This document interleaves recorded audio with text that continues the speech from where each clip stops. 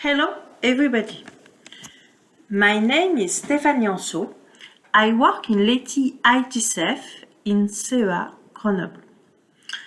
I would like to present you the laboratory X-ray operando single bit attack on flash memory cell.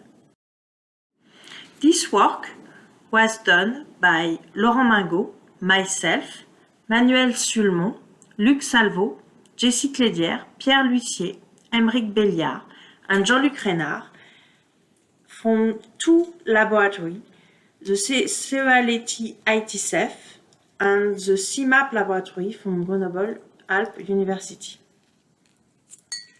This work is part of the MITID project ANR project. First of all, I would like to present you the context and give an introduction of this work. Then I will describe the result and the discussion about the first sample about superposition of tungsten and lead mask with the sample preparation. I will explain the physical phenomena starting from this example. And I will describe the second sample about lead mask with no sample preparation. I will give a conclusion and the outlooks. So let's start with the context and the introduction of this work.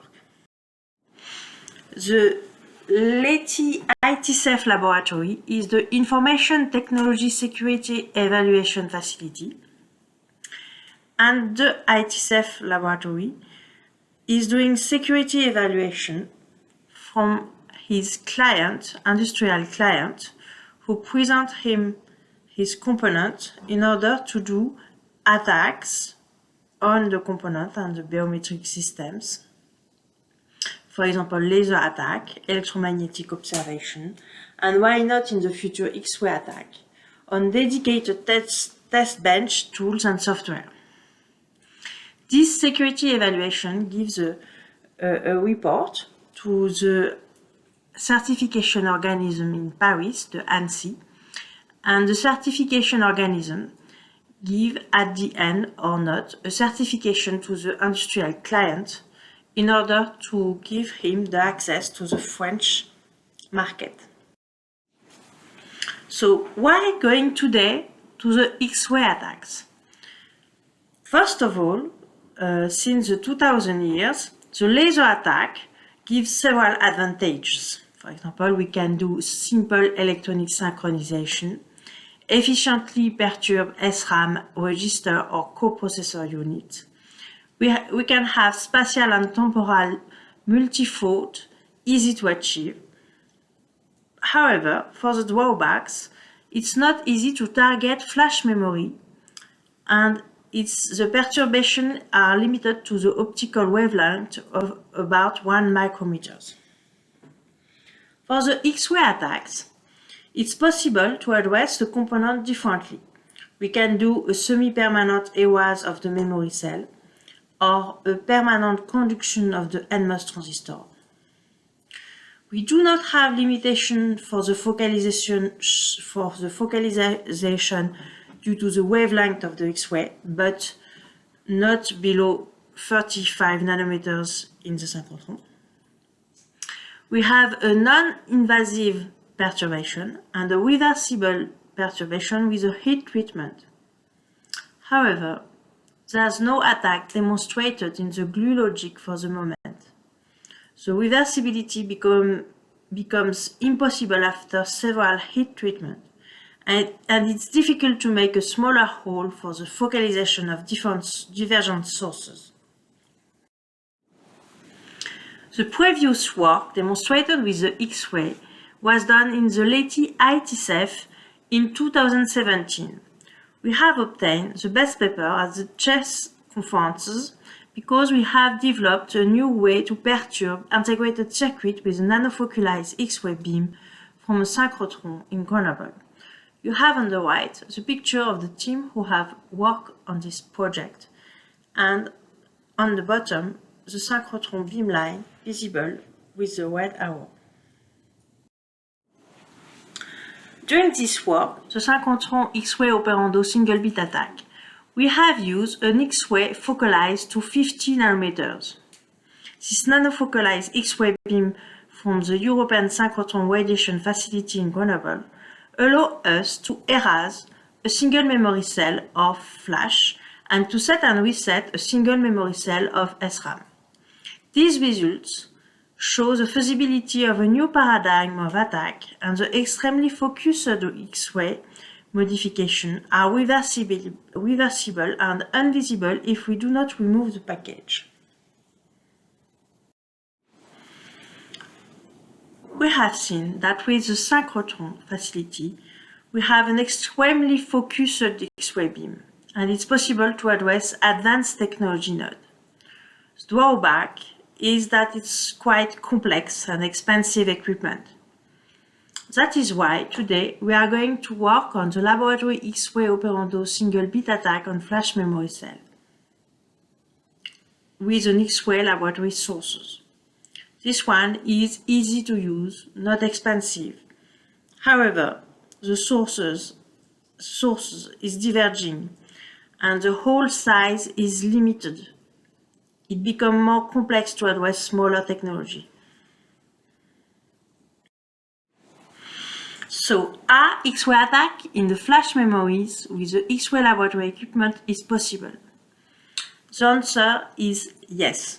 With the synchrotron facility, we have demonstrated the localized single bit attack on 350 nanometers technology node for flash and SRAM, and on 45 nanometers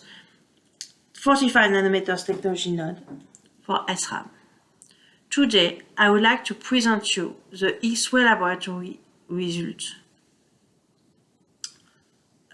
used with a commercial X-ray, for example, widely available. And this work was done on flash memory cell, random single bit attack at 350 nanometers technology node. In the future, we want to address more advanced technology node. So let's go to the result and discussion about 3 points.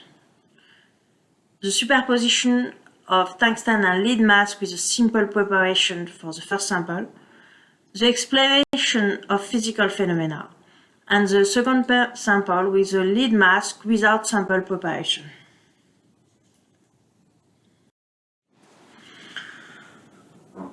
The flash memory cell device used for the experiment is an ATmega 128-pin integrated circuit.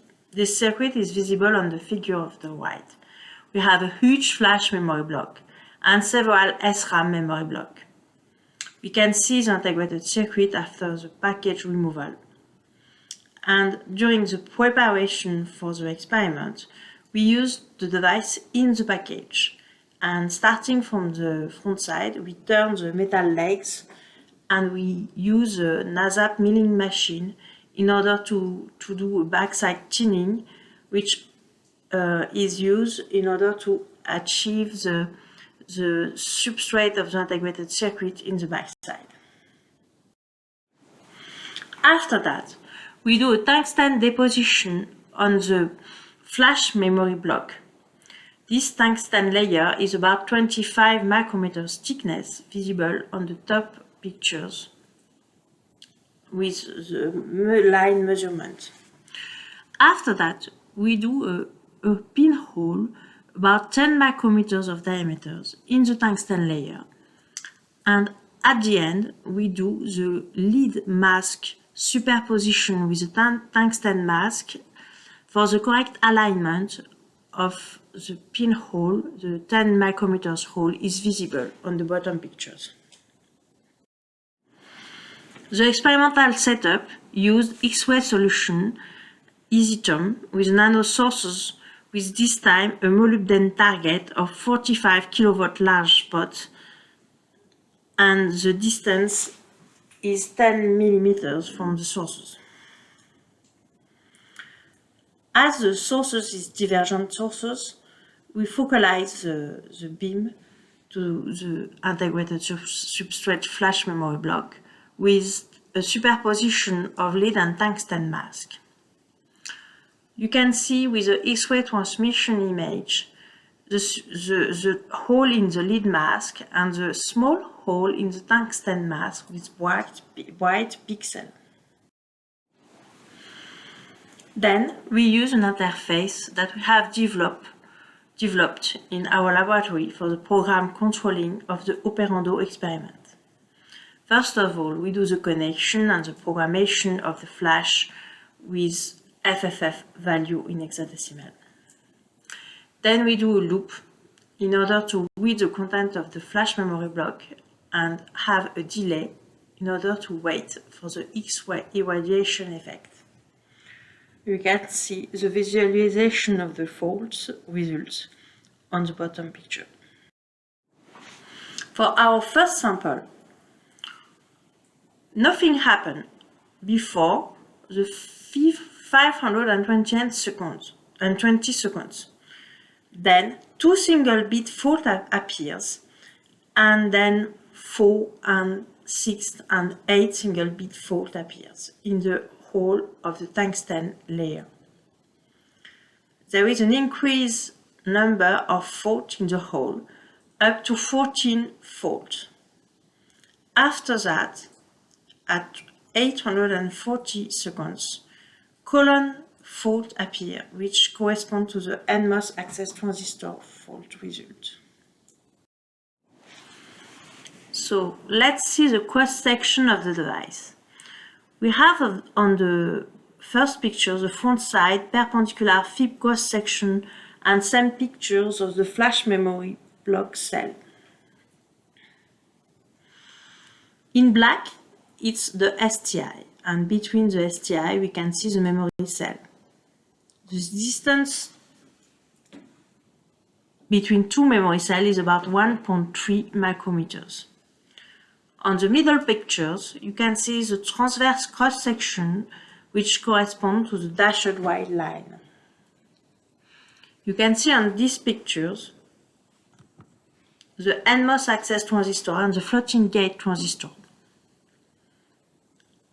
On the picture on the right, you can see the schematic of the memory block with a tungsten hole represented with the correct dimension. We have about 16 floating. So, for the preliminary conclusion with this sample, with the superposition of tungsten and lead mask, we can see that we can do operando X-ray attack with laboratory X-ray sources. Then we can see that the superposition of lead and tungsten mask allows to perform several bit random attack. But the sample preparation is complex and we have no single bit attack. Let's go to the physical phenomena for single bit attack on flash memory cell. For the first event, we have an AWAS of the memory cell mechanism. For example, when we have electron in the floating gate of the floating gate transistor of the memory cell, due to the X-ray irradiation, the electron cross the tunnel oxide layer and go to the substrate. So the memory cell become erased. Secondly, after a long time, we can do the ionization of the oxide layer between the transistors, the NMOS transistor. In the STI, which is the oxide layer, hole appear at the interface between the STI and the channel layer of the substrate. This induces leakage for electron through the channel between the sources and the drain of the NMOS transistor. And this induces a permanent conductivity mechanism for the NMOS access transistor.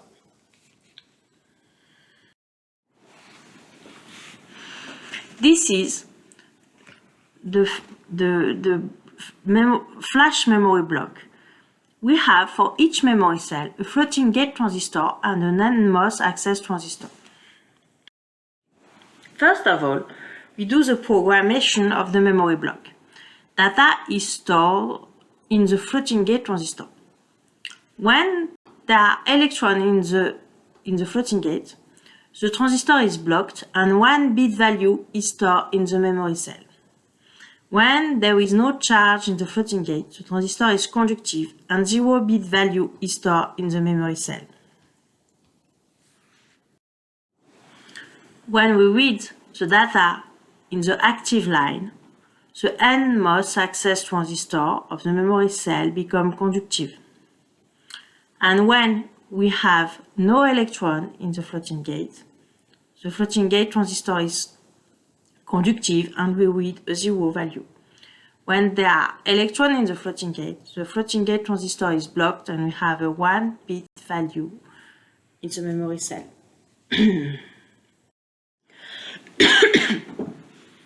During the irradiation, we empty the floating gate of electrons and make the NMOS transistor conductive. For example, with 3 bit value, when we have no electron in the floating gate stays conductive, as before. When we have electron in the floating gate becomes erased, the electron disappear due to the X-ray irradiation, and instead of 1 bit value, we have a 0 bit value when we read the data in this floating gate transistor. So we have two principal effects of the X-ray irradiation during this preliminary test. First of all, we have two principal effects of the X-ray during irradiation of this preliminary test. We can erase the flash and EEPROM memory cell from 1 to 0. We can modify the NMOS access transistor semi-permanently because the NMOS transistor becomes conductive, and this effect is reversible with a heat treatment at 150 degrees for 1 hour. And in the future, we can use this result in order to modify the transistor in the glue logic. So, we have seen how we can use a simple with a mechanical preparation and a superposition of tungsten and lead mask on the backside surface. Now, we want to simplify, and we use a sample without mechanical preparation and with only a simple lead mask on the surface, and we use a more classical tungsten target. Here, you can see on this picture the front side component with the lead mask of 50 micrometers thickness protecting the integrated circuit. The lead mask is just on the package surface, and it's a thin film of 50 micrometers where we can make hole with a focused ion beam. You can see on the picture B the hole made in this lead film, and the hole are as small as possible. You can see on picture C the X-ray transmission image of the component showing the hole crossing the lead film layer. Here are the experimental results. After about 3000 seconds, we have one single bit random fault which appear in the first hole, visible with a red arrow. After 40 seconds, we have a second single bit fault attack, which appear in the second hole, and it's a random single bit in the hole we have done on the package, on the lead layer of the package. In each hole, we observe always a single bit attack first. Then, at the end, we observe several bit fault attack. The test is stopped before the column fault. Here you have the graph of the number of the faulted bits in function of the time for each hole. You can see that in each hole of the lead layer, we have a first single bit fault attack before the appearance of several bit-fault attacks. So it's possible to do laboratory X-ray operando single bit attack on flash memory cell with a simple lead film protection. The preliminary conclusion of this simple simplified attack show that it's possible to perform random single bit attack. The lead film with hole down to micrometer size can be prepared with a focused ion beam and then put in front of the component and not glue on it to perform a random single bit attack on the flash memory. For example, we can limit drastically the use of the focused ion beam to perform this attack, because indeed, the removable protective film can be reused to attack other components with different technology nodes. To conclude about this work, I would like to say that it's possible to attack only several flash memory block cells and NMOS access transistor with a simple X-ray laboratory source. A conventional tungsten target X-ray source can be used for managing such an attack. Frontside attack can be performed with a quite simple sample preparation to protect the integrated circuit. The removable protective film can be reused to attack another component with a different technology node. Here are the outlooks. We do not need a synchrotron to perform random single-bit attack on flash memory cell. This attack may allow a program change stored in the memory block or to deactivate a countermeasure when this one needs the flash memory cell reading. The single-bit attack can be done, but we need to reduce the size of the hole in order to not fault other transistors around.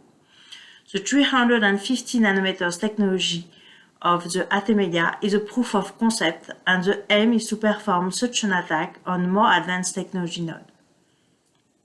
The graph on the right shows that the demonstration of X-ray laboratory experiment was done on 350 nanometers technology node, and we have to work on more advanced technology node device.